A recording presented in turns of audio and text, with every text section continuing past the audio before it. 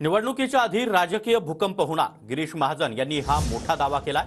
15 ते 20 दिवसांमध्ये मोठा राजकीय भूकंप होणार असल्याचं भाकीत गिरीश महाजन यांनी केलंय। मंत्री गिरीश महाजन यांच्याकडून मोठ्या राजकीय भूकंपाचे एक प्रकारे संकेतच देण्यात आले।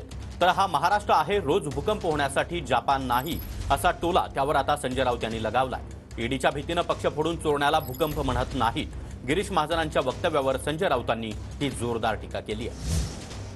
शिवसेना राष्ट्रवादीचा नंबर झालेला आहे।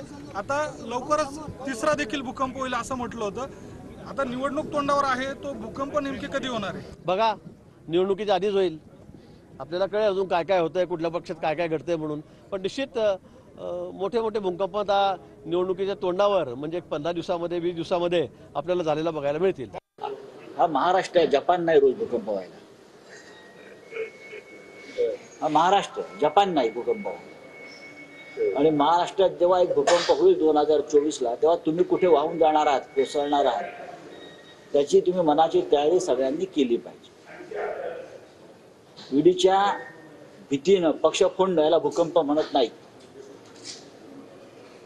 ईडीचा वापर करून विरोधकांवर धाडी घालणं आणि त्यांना तुरुंगात टाकणं याला भूकंप म्हणत नाही, त्याला डरपोकपणा